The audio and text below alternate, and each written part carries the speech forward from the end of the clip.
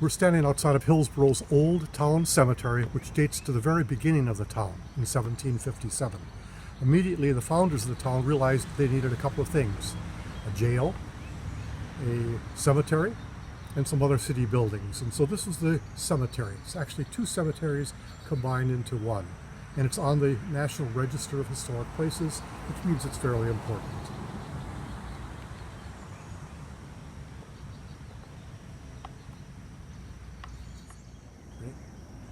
The Old Town Cemetery is actually two cemeteries combined. The piece that we're looking at now dates to about 1840, which originally went back to 1790, and it was attached in the 1840s to the real old part of the main cemetery that we'll take a look at later. The main monuments are in this newer half of the town. It consists of governors, secretaries of the Navy, a vice presidential candidate, and a signer of the Declaration of Independence, plus lots of local people. We have 179 known graves with names on them, and of these, 27% belong to younger children. When we look at many of the stones in the cemetery, they seem to be plain, but if you're careful and you look carefully, you can find that there are little remnants of the 19th century. For example, now we're looking at a socle.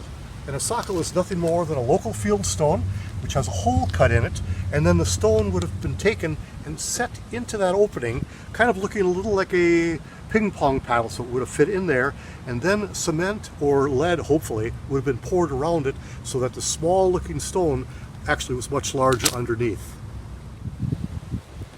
This is one of the 7 plots that the Hooper family sold off in the 1840s, and it contains the Richards family. In here are the initiators of the family in the far distance, an obelisk, which is a typical 19th century monument, even in rural places like Hillsborough, and we have a couple of Civil War veterans who are buried in the front. And if you look at the ones in the front, you'll notice that one half is quite dark, the other half is lighter. 4 years ago, we went and cleaned the cemetery, and when we did that, we used a chemical which took off some of the biological features that were on here, making them much clearer. But now in 4 years, the cemetery needs to be reworked again.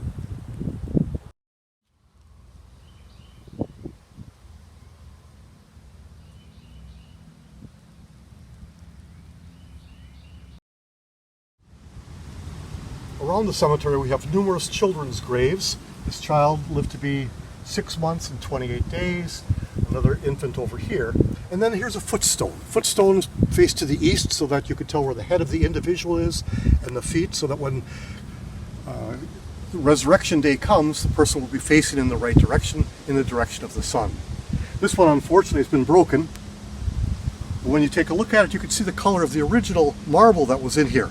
Through oxidation and through biological things that have lived on here, they've gotten a lot darker, so you can imagine the entire cemetery being much brighter and shinier than it is today. This is the father of the whole family, Henry Richards Sr. and his wife Eliza, and you'll see there are lots of little symbols and iconography that are put in here. We have a full rose, and we'll see some other roses later, which kind of hints that she's a full, mature woman when she dies in her 70s. Next to her is her husband, Henry Richards Sr., and he's very proud of the fact that he was an important Mason. We'll see more Mason's marks in here as well.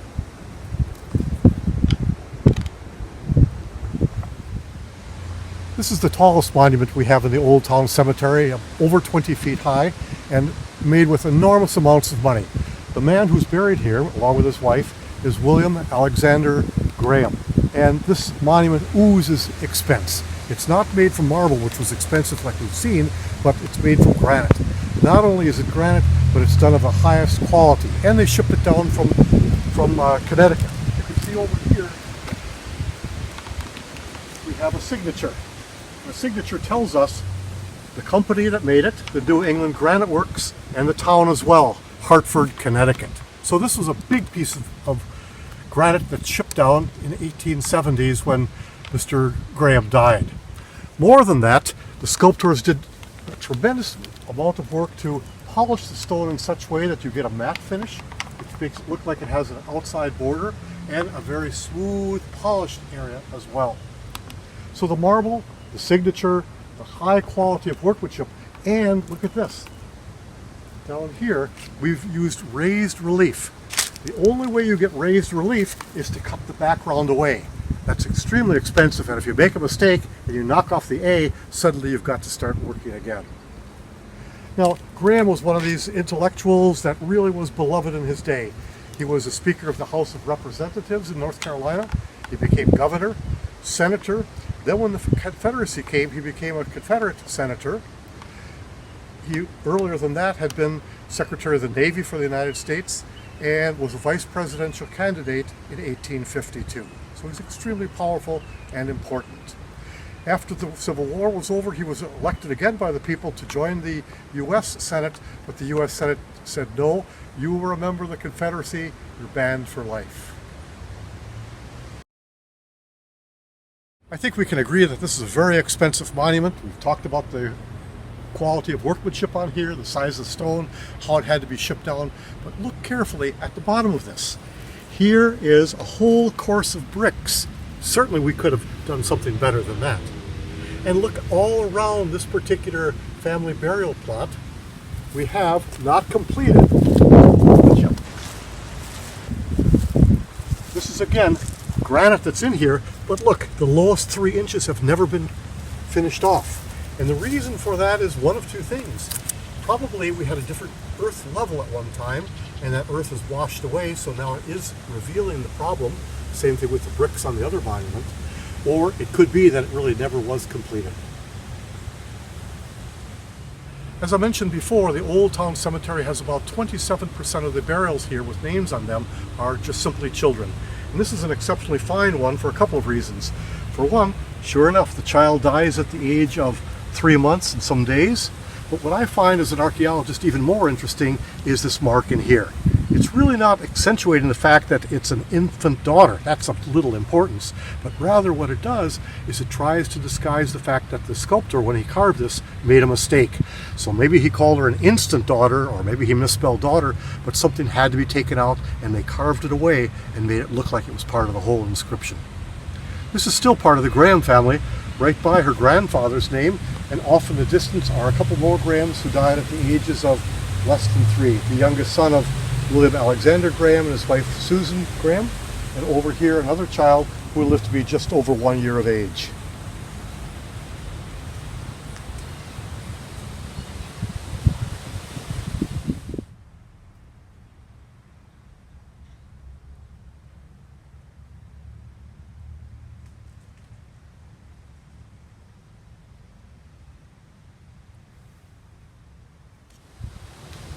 This is another of the monuments in the Graham family, and this is Sophronia Graham.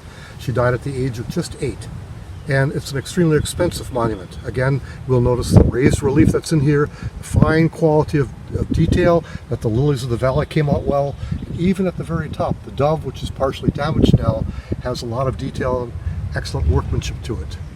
Also, instead of just a plain footstone like most of the graves have here, we have this, a little lamb in here to make the fleece look like it's really woolly. They used a drill to drill down the holes. And we also find another one of our signatures, Van Gunden and Young from Philadelphia. So again, this was shipped not from the local areas, but actually brought from a long distance away. The Old Town Cemetery really is still family plots, and it hasn't been used since 1979. This is our most recent addition, but it's theoretically possible that we find others in here. Francis Bradshaw was buried next to his mother, and also next to this obelisk, which was one of the more important people to live in North Carolina. This is Archibald Murphy. Murphy was an advanced thinker who ended up dying in poverty because he was so willing to give up his money for various causes. He pushed the idea of canals in North Carolina, the road system, the education system. When he died on a cold February evening in 1832, he should have been taken 18 miles west to his family burial area, but the snows were too deep. The next day the storm continued, and a third day. And now Mr. Murphy is starting to get a little bit old, and they need to bury him. So they put him here with no marker at all. In the 1890s, his granddaughter thought this is a shame that such an important man is buried with no marker at all. And so she sold her gold jewelry to buy this monument for him. You see, they've done it again in a costly fashion. We've got the matte finish we've seen before. We've got the beautifully polished areas. And then we've got kind of a raised and sunken relief. We've just cut the area around the name Murphy so it doesn't cost us quite as much if we had built it completely as raised relief. Charles P. Owen. Only that, no dates. We have a number of different things, Roman motifs that have been carried on, but no sign of how old this piece is. Another signature that this was actually shipped down from New Jersey, but no way to identify him. And our great researcher, Mary Claire Engstrom, couldn't find anything out about him. I was reading the archive materials from 1835, and I noticed that a 14-year-old boy died, and his name was Charles P. Owen. Not only Charles P. Owen, but he was the son of a governor. So I looked up the biography of the governor, and it said that the governor had one child, a daughter. What had happened was Charles, a student here at the Hillsborough Academy, had died. Years later, when the rest of the family died, he was forgotten, and so until we recovered him 4 years ago, he was completely lost. His monument has extra stone pieces around that clearly don't belong to it. These would have had bars of metal, and it would have been turned over so you would not have seen those pieces. And look what's happened to Charles's monument. The letters have migrated. The marble that this was made of, beautiful and white initially, is starting to erode. So the letter R barely has an opening for the R. The A is almost disappeared as well. This is Fanny Ratliff, and she's one of the interesting burials in here that shows us that not everybody died at a young age. Fanny died at the age of 98 in 1934.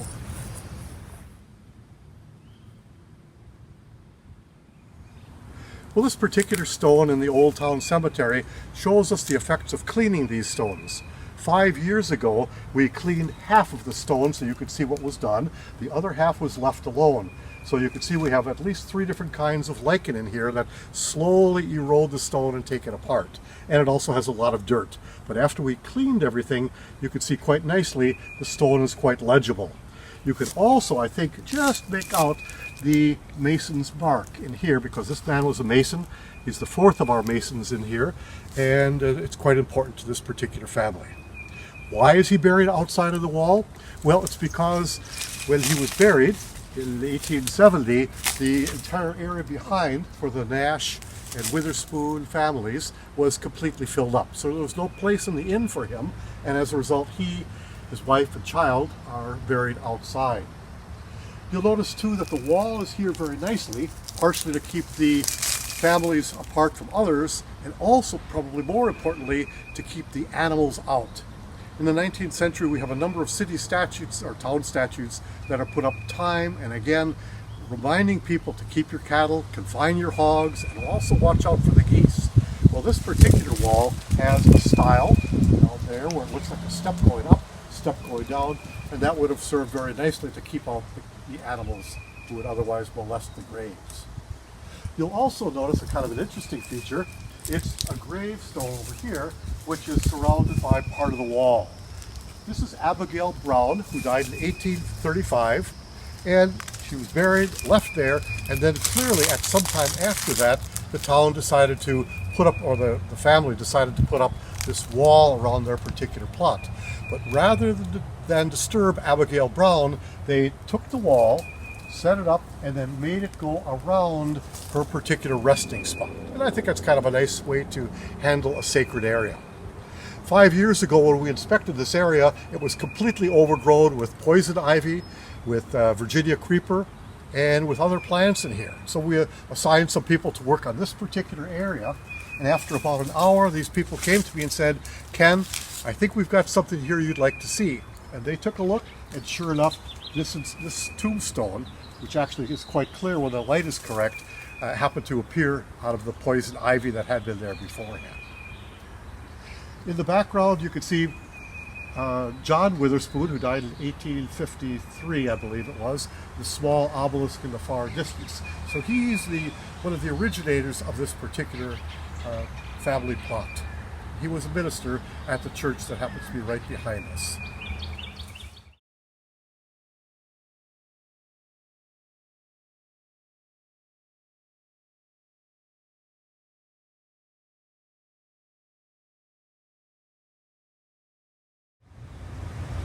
the Mason's Mark, and we've seen several of these already. This one happens to belong to John Barry, a local entrepreneur, a local member of Congress, and a very important builder. He was the one who made Hillsborough a brick town.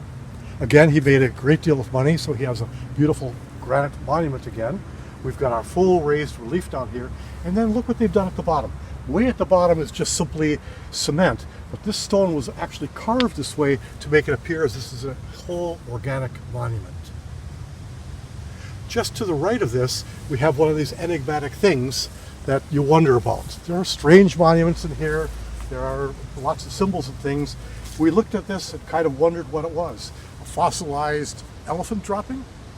An unusual monument? Well, it turned out when we lifted it up, it's just simply excess concrete, perhaps from Mr. Barry's grave that was just dumped here, and over time it became something else. If we continue a little further to the right, you'll see some of these other 19th century symbols that are intriguing to us.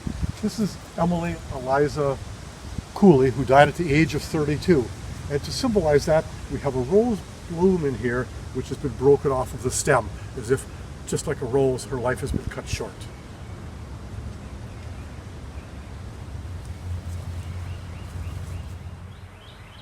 Well, let me take you inside the Nash Strudwick private burial area, and I'd like to point out three stones in particular.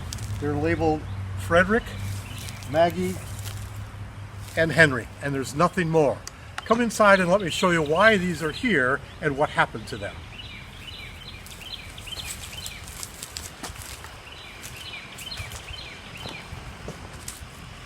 Well, just inside, a few feet, we have three other stones, and this one is Frederick Nash with a long inscription.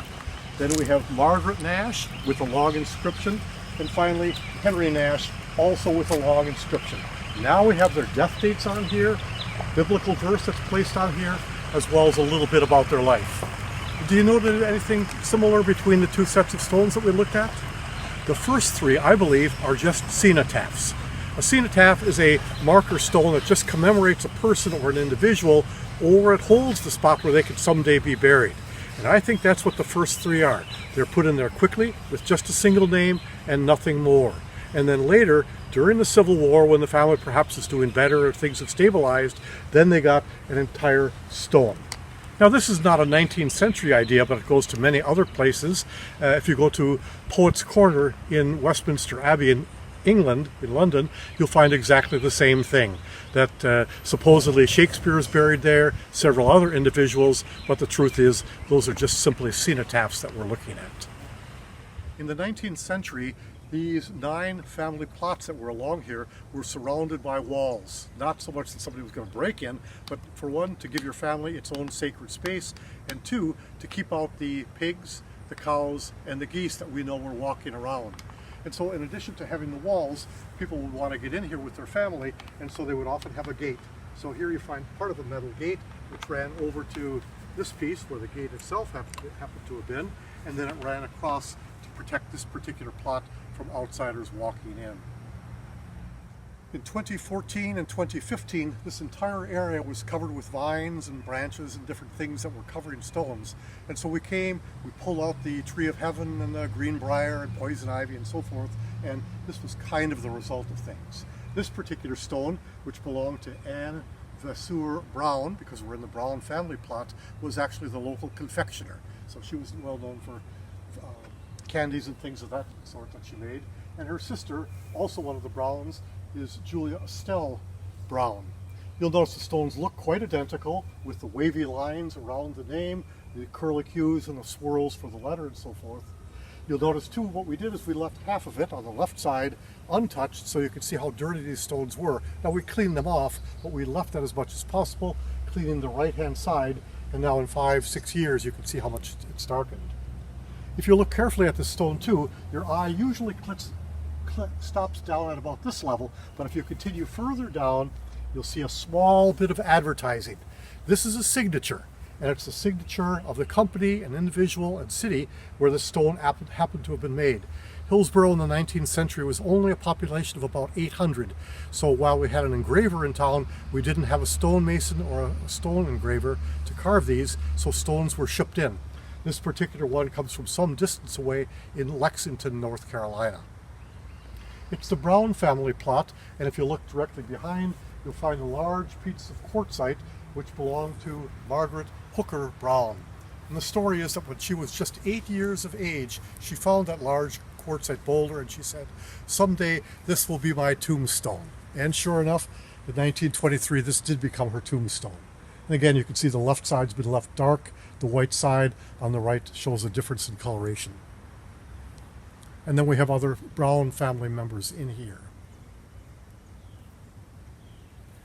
This particular stone, again from the Brown family, and this is our confectioner, was actually found in 2014 in 3 separate pieces. The bulk of the stone to here was laying over on the far side against the wall. Then a little bit of stone which is unmarked, and we know originally it should have had a signature on here. And then the socle down at the very bottom. This is the base that you really don't get to see.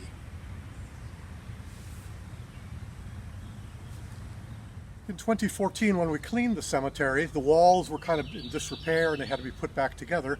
And so some workmen were going to restore this wall and set it up nicely like it looks today.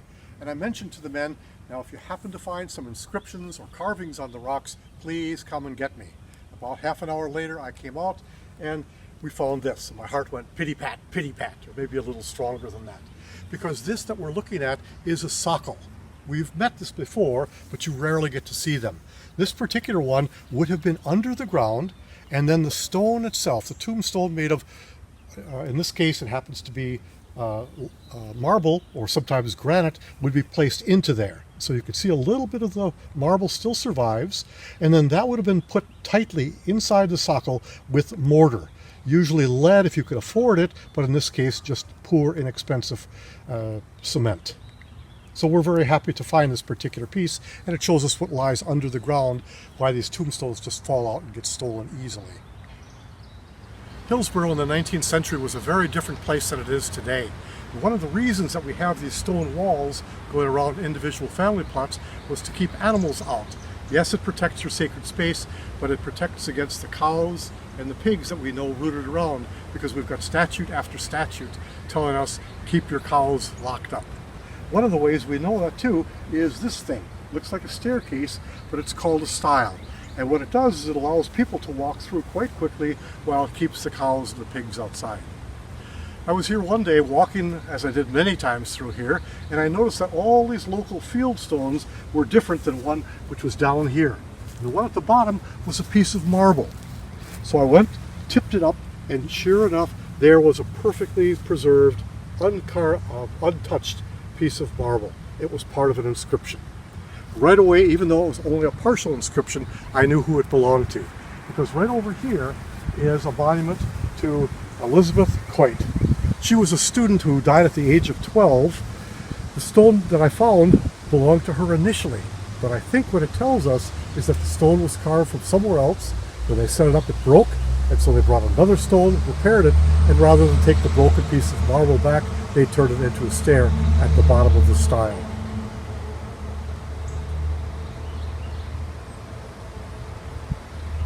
This is the tombstone of Francis Armistead Burwell, as it says, the third daughter of the Reverend Burwell, and he's the one that the Burwell School is named after. She has quite a sad, interesting life. You'll notice that she just lives to be 18 years of age, and we have the letters at the Burwell School back and forth between Frances and her parents. It turns out that she was arguing with the parents about whether they could afford a half or a third of a music lesson, and I can't remember which way they decided. Well, she caught a disease called erysipelas. It's a skin infection, and you can see that she dies in 1856 on board the steamer Jamestown between New York and Norfolk. When she got sick, they shipped her back, and she didn't quite make it. She died. A couple of years ago at the Burwell School, they went through and received a letter from one of the ancestors. This particular area belongs to the Webb family. The Webb family in the 19th century, mid-19th century, was one of the important families around. They carved their inscriptions, they died like the rest of us, and they buy a stone, and only at the bottom does someone notice that the word Psalm has been misspelled. Now we've got a choice. We can clean it up like we did earlier in our tour, or we can just leave it. The Webb family decided to just leave it, and we're lucky to have it today.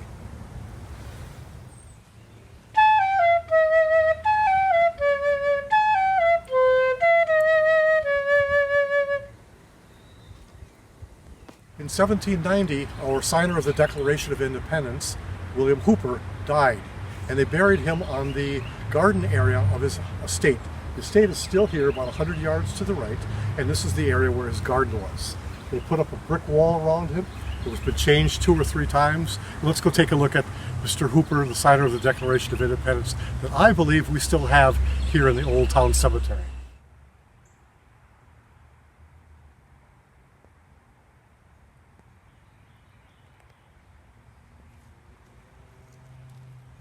Well, here in the Old Town Cemetery, we do have a signer of the Declaration of Independence. And I'll tell you the story about that in a little bit. This is quite an interesting inscription. It was put here probably sometime after he died. He died in 1790. And then sometime after that, they put that inscription, signer of the Declaration of Independence. Why did they not put it on immediately? That should be a highlight of his life. Well, it's probably because in 1790, when he died, there were still a fair number of Tories around. And rather than have his grave desecrated or just broken up or something of that sort, they decided to wait some time. So you'll notice that that writing there of the signer of Declaration of Independence is in a different typeface than the rest of the inscription, and you'll notice it's off-centered a little bit. And that's probably because this crack that runs down here looks pretty ominous, and I think the people who carved that inscription were afraid that the rest might flake off and he may become the Ner of the Declaration of Dependence.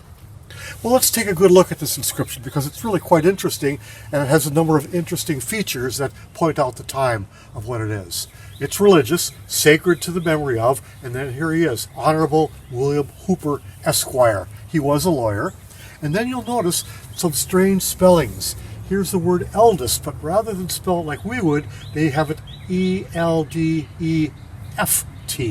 That's an old-fashioned S that appears on the insides of words, not at the end or the beginning, but in the middle of words. It goes on and tells us his lineage. He's the son of the Reverend William Hooper, who was the late rector of Trinity Church in, there it is again, that funny-looking S, looking like Boston, New England. Not even mentioning that it's Massachusetts, but it's somewhere up there in the north. It's New England. Then it goes on and tells us his age and so forth, but notice there's another change. He was born the 28th of June, 1742. And we know that's incorrect. This is the modern times of datings. In 1755, they updated to the Gregorian calendar, and when they did that, 15 days were lost. And so rather than stick with the English system and give his real birth date, they shifted it to the new style of birth date. He was educated at Cambridge College. Not true either. He actually went to Harvard University, we call it today.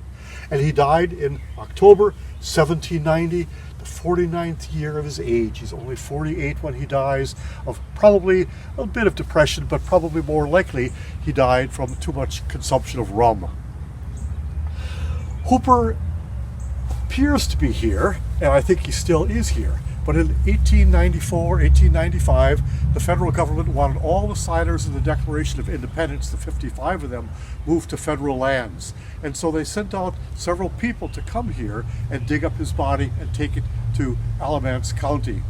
Well, the story goes, and we've got his great-granddaughter, who was an eyewitness to it, that they came out, dug up, and found a few bits and pieces of things, put those in a box, and took them away. And the rest remains here. And it's my feeling that if they only have enough materials for a cigar box, they really didn't take Mr. Hooper. Why didn't they take him? Maybe they didn't dig deep enough. Maybe they figured nobody would look inside the box, but they took very small amounts of material. And if he had turned completely to ashes and dust and liquids, I think the bulk of Mr. Hooper is still here, which means that we have the only Declaration of Independence signer not under federal control.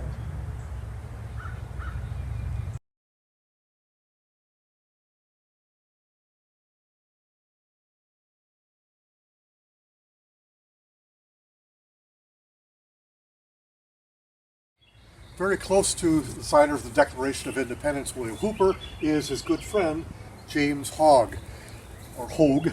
His wife is nearby, and you can see again we cleaned half of the inscription and left the other half alone. And then one daughter, Mary Alvis, and her brother, Gavin Alvis. Now, why do they have different names? Well, when you run around with a name like Hogg or Hogg, people made fun of that, and so Mr. Hogg actually went to the state legislature and got the name changed to the wife's maiden name of Alvis, and that's why we've got Mary Alvis and Gavin Alvis in here. This inscription says that James Hogg died in 1805, but we know in reality he died in 1804. Now, why would he make a mistake like that? Well, many years after the fact, sometimes you can't remember if somebody died in this year or that year, and so they made a mistake and they just simply left it here.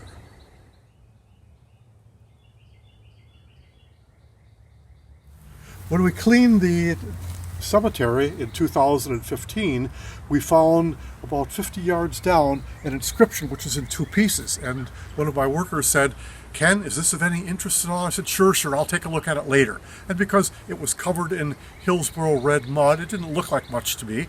I came back the next day and tried to fit the two pieces together, and I couldn't do it very easily. And then I noticed the inscription with James Hogg on it actually was a curved part.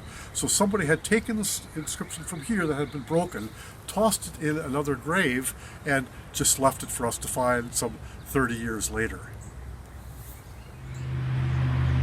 The final part of our Old Town Cemetery is this area, which looks like it has very few stones in it and very few burials. And for a long time, that was the belief, that the area was never actually occupied.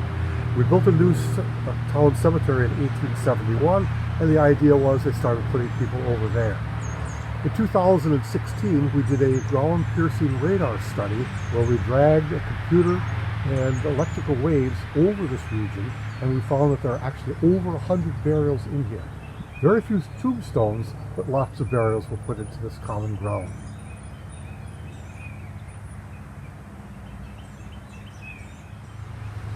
Well, this is our fourth tombstone with another Mason's mark. We've seen 3 of them already, and we can take a look down here and we can see the tombstone, nice clean lettering, is for James Macaulay, who died in 1847 at the age of 34.